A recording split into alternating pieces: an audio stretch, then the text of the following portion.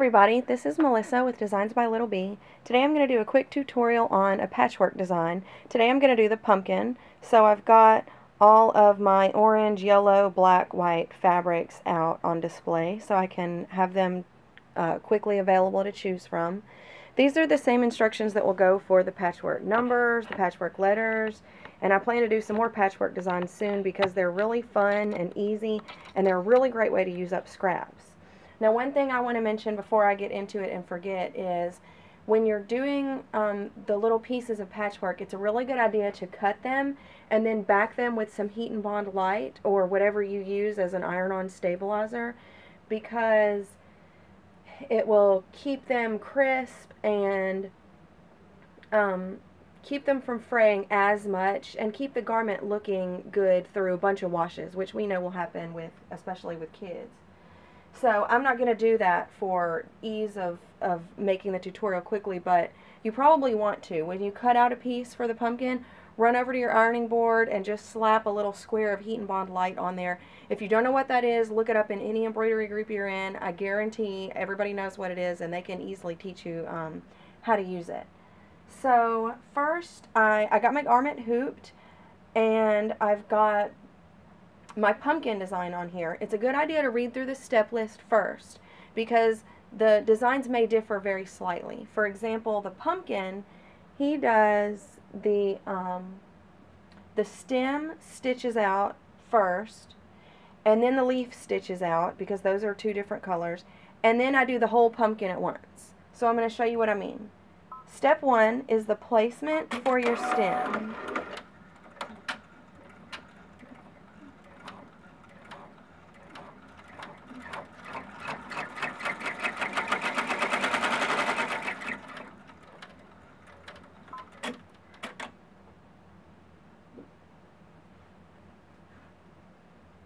Now I've got a little piece of minky I'm going to slap on here for the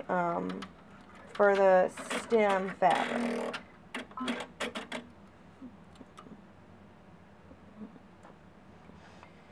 Now I would put heat and bond light on that. Okay, so here is, this step is going to be the tack down and the bean stitch for this stem all at once. There's the tack down, and there's the bean stitch.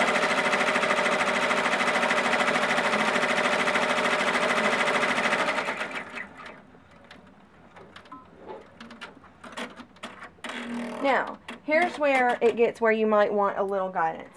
The way I do my patchwork designs is I cut out only what I know is going to be in the way. Just a quick, you want to be a little careful and cautious when you cut because these edges will be visible. You don't want to just butcher up your design. So you see here, I'm ready to do the leaf. Let me see. I'm ready to do the leaf, and I have cut out only what I'm going to need, only what's going to be in the way. Hello. There it is. Okay. You see around my little stem, I left this flap because that's not going to be in the way, and I don't really care about that right now. So next I'm going to do the leaf, which is going to go right there. So let's do that. And it's the same as the stem. It's going to do the tack down for the leaf first.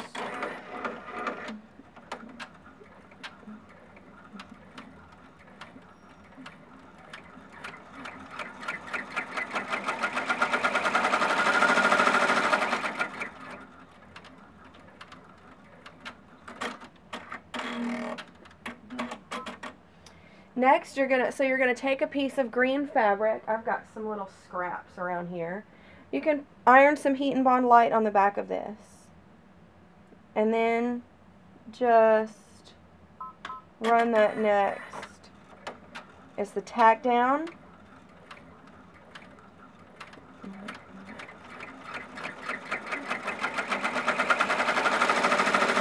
and the bean stitch.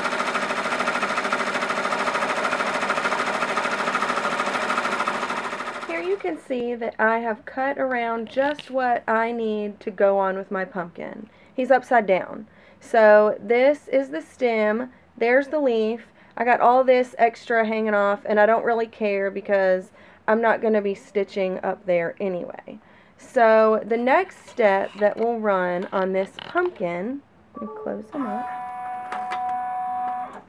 The next step that we'll run on the pumpkin is kind of a long one. It is a stitch out of all of the patchwork pieces so that you can have kind of a puzzle. You can see where you want to fill in different fabrics. And I do that with all of my patchwork designs. They run out a little puzzle first so that you can see your canvas that you're working with, and you can choose which fabrics go where instead of doing all the pieces at once. Instead of doing all the pieces individually. I recommend running this out in the same color as the garment that you're working on, just in case there's any visible. There shouldn't be, but you don't want a contrasting color standing out anywhere around your patchwork design.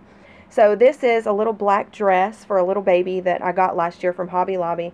So I'm going to use black fabric to run, black thread to run my full patchwork design. Now watch what it's going to do.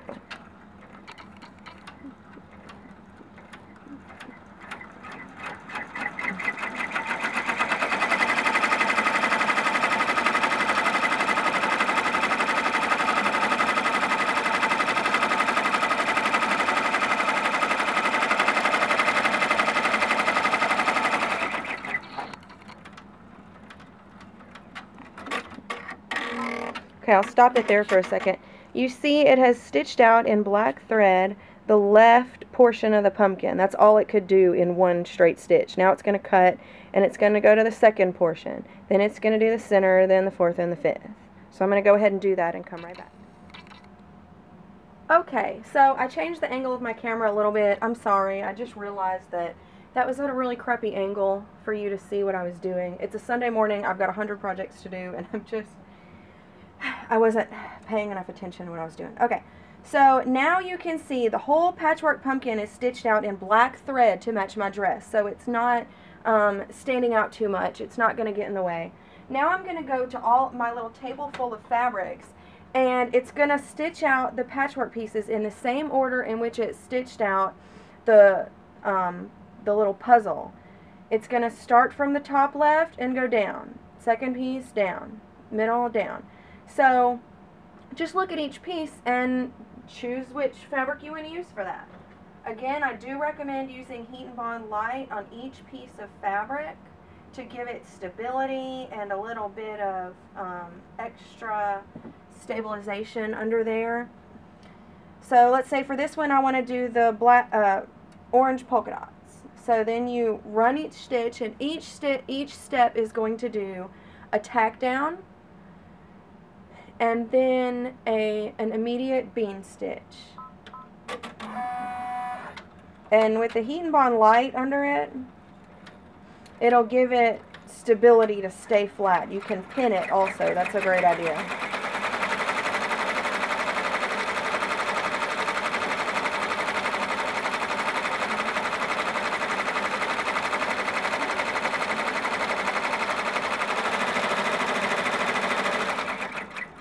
I'm not using Heat and Bond Light. I'm not pinning just because this is a tutorial and I'm just trying to get through quickly. Now here's what I was talking about when I said that I only cut, let me make sure you can see it, I only cut what I need to get through to the next piece. See this piece that I just did? Well, he's going to kind of be in the way. So I'm going to make nice clean cuts. Remember, this will be visible in the final garment. I'm going to make nice clean cuts around just what is going to get in the way. You don't have to do it this way. Cool thing about embroidery, you can do it whichever way works best for you. I'm not a lawmaker in embroidery. Okay, so you can see now all my edges where there are going to be future pieces are cut.